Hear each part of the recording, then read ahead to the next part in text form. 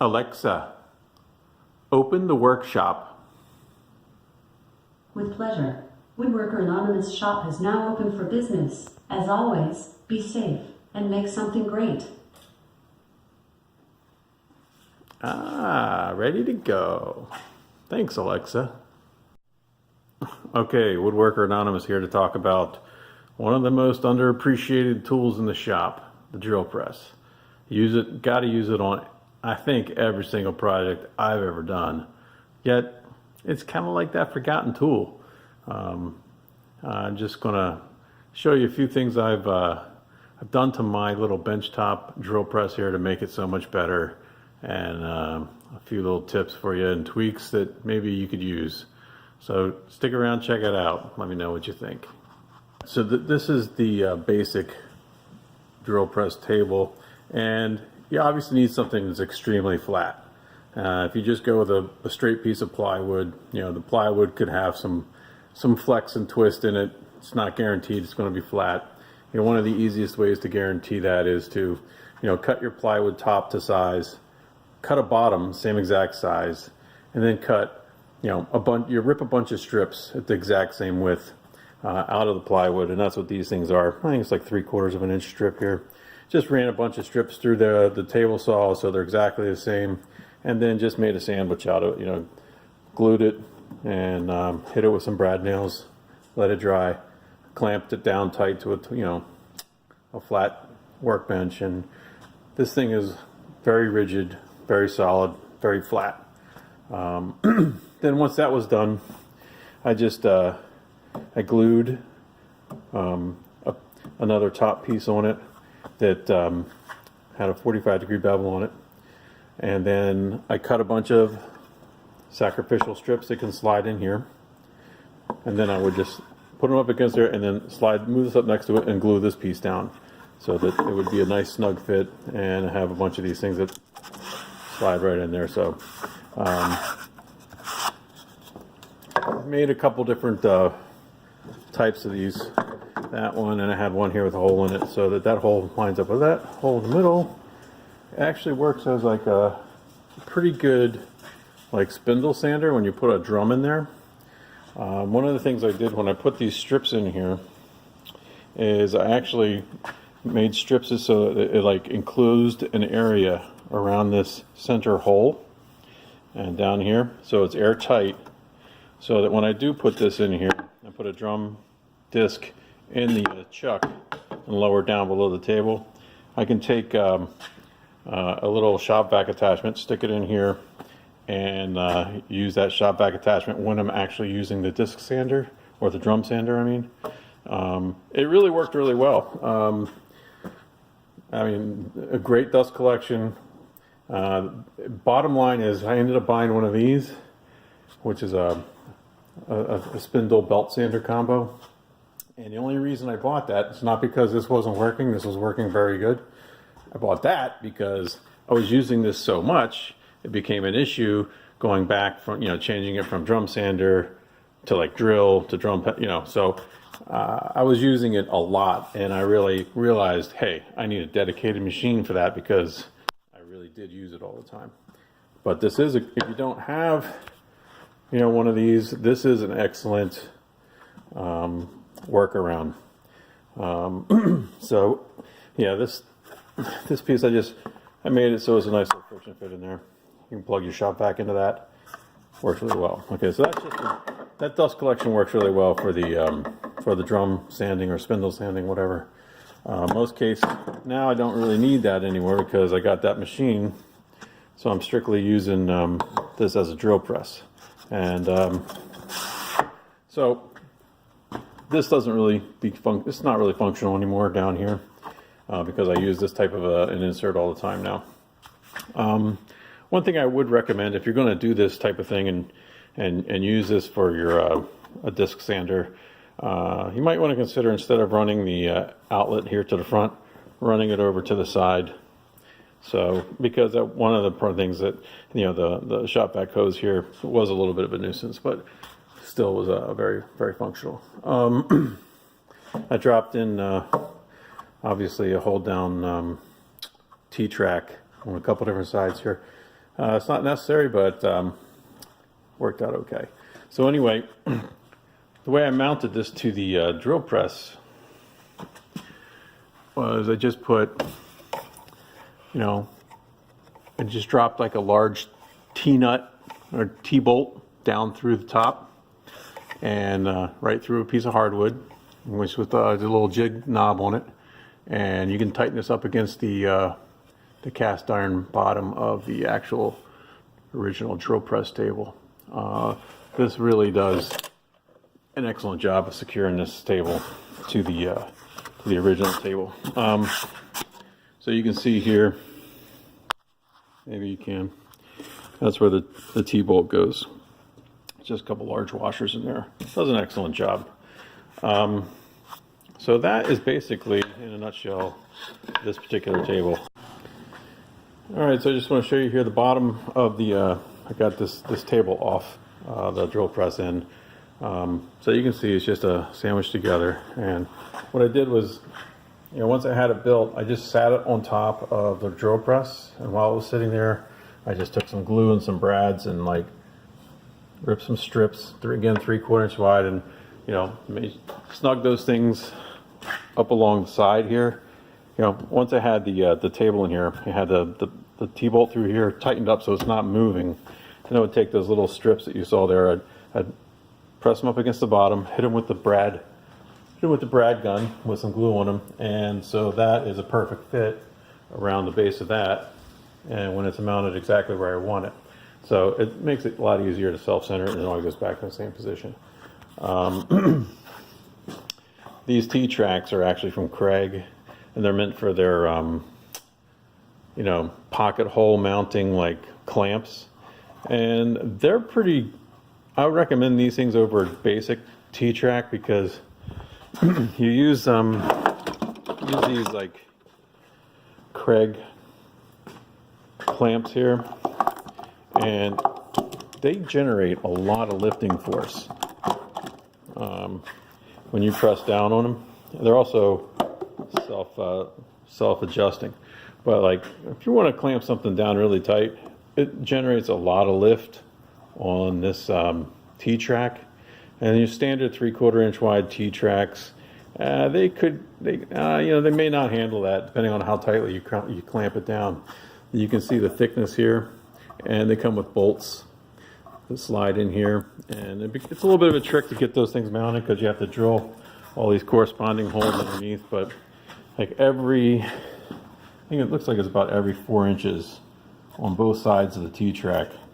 You got those bolts, and they secure this very well, and you can see how thick that is. So you can really generate or exert a lot of clamping pressure there without worrying of bending the T-track or whatever.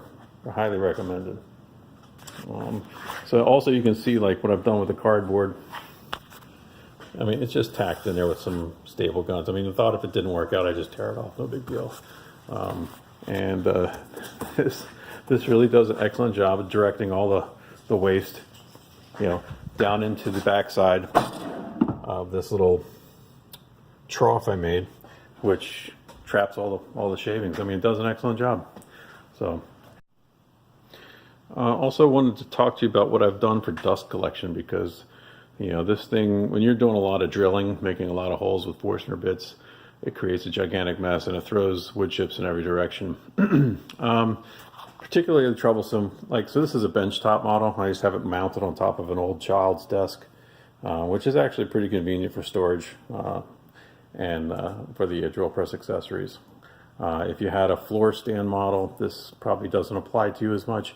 But for me, I wanted to try to minimize all the wood chips and dust that got behind this desk, because it would throw wood chips in every direction.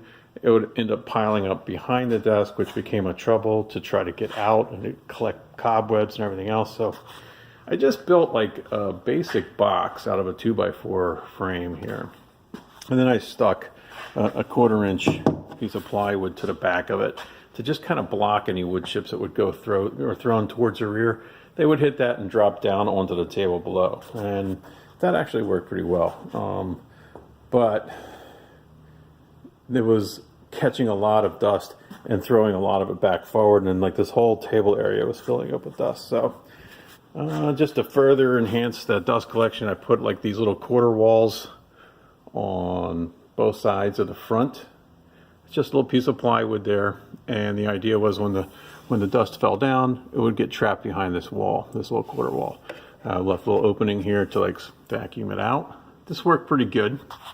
And then to make it even, it was still, still get some dust out the front.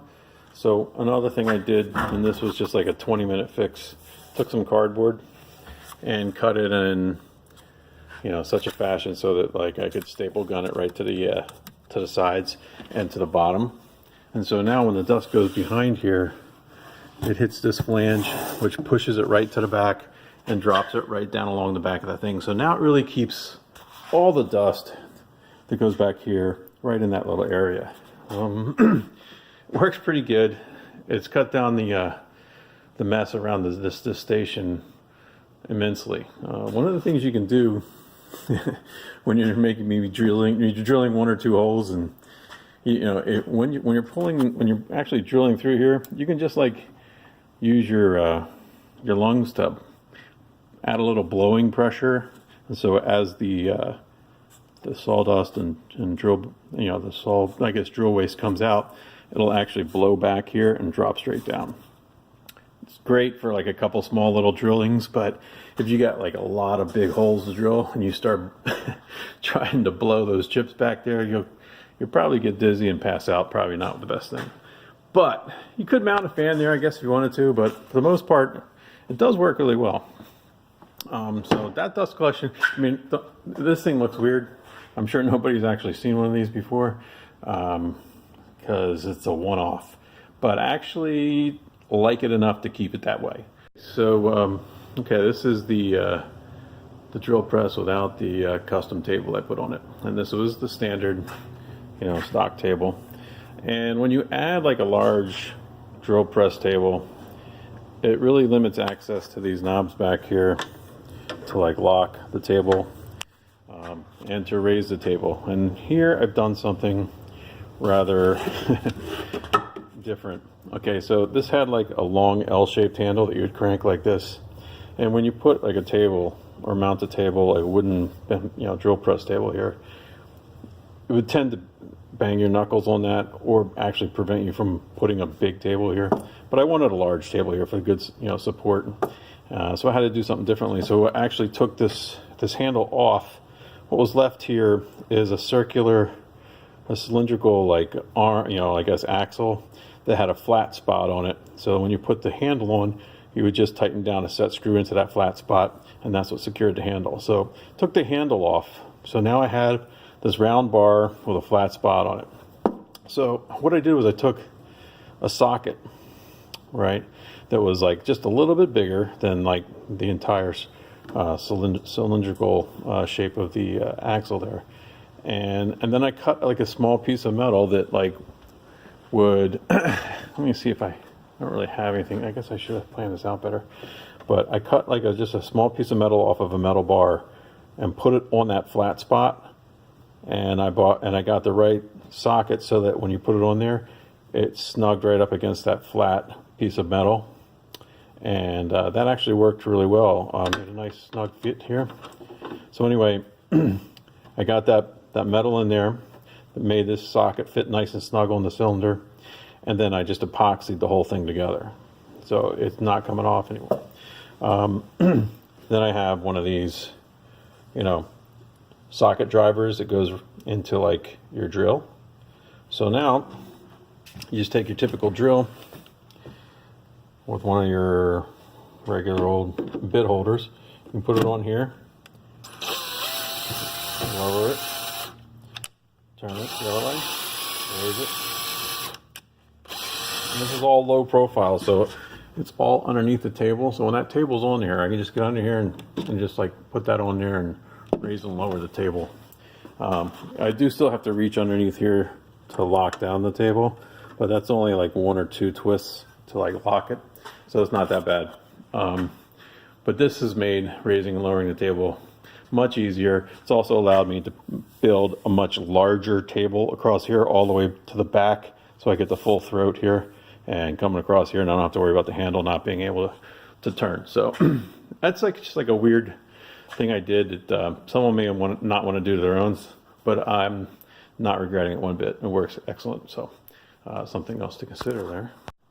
So you can see right here, with the addition of that low profile raising and lowering socket modification, it allows me to build this bench, this drill press top all the way back and actually back around, the support here.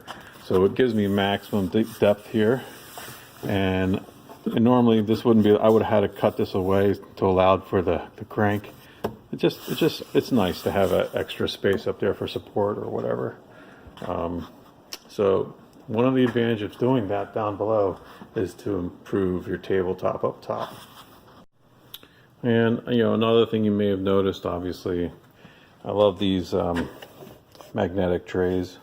I got them stuck all over my shop. This one's just right on the base of my drill press, and it's a good place to throw your chuck and whatever drill bits you might be using. It does get a little cluttered, as you can see. Like, you end up leaving stuff here after you do a job, so you might be looking for a drill bit and you realize, I better go check this tray because that's where it's at, and that's generally where it is. But I have those things stuck all over the place. I got them stuck on the side of my table saw, got them stuck on the side of my bandsaw. They do a great job of like keeping those stupid little Allen wrenches that you need for set screws and little accessory bolts and stuff, drill bits, whatever. They're excellent little add-ons to any tool you're going to have, even for your workbench. I mean, even for your toolbox. You can stick them on the side of your toolbox there, like you can see over there. They just keep things at hand. Those things, little things that tend to get lost and drive you fucking nuts. Anyway, so that's that. Okay, so another thing. I rarely use a fence when I'm using my drill press table. And, fences on drill press tables have gotten pretty exotic and amazing, and you can spend a lot of time making a nice one. I go really low tech here. One of the things I was doing recently was rebuilding cabinet doors, and I needed to drill those holes. I don't know how many millimeter holes they were for the hinges that go into those doors, those bloom hinges. It's like maybe an inch wide hole or something like that. I forget exactly, but so they had to be drilled exactly, a certain amount of millimeters from the edge of the door, and so the way I approach that, or anytime I drill any hole for that matter, is, I'll just tap down here to locate the exact center of the drill bit that I'm using. So I got this hole right here. It's exactly where the drill is, and then I clamp a straight edge onto the drill table, and let's say I need to make that hole, let's see, it's hard to get the lighting here right, but I can just put my ruler right up against the fence and right next to that hole, and then just this side's not clamped down yet. I'll just flex this back and forth until I get this exactly the right distance from that hole. And then when you get it exactly dialed in, just grab another squeeze clamp, put it on this end, and then I know I'm getting the exact distance from the fence to the drill point. It's an excellent little hack that's very, very, very accurate and very quick to set up.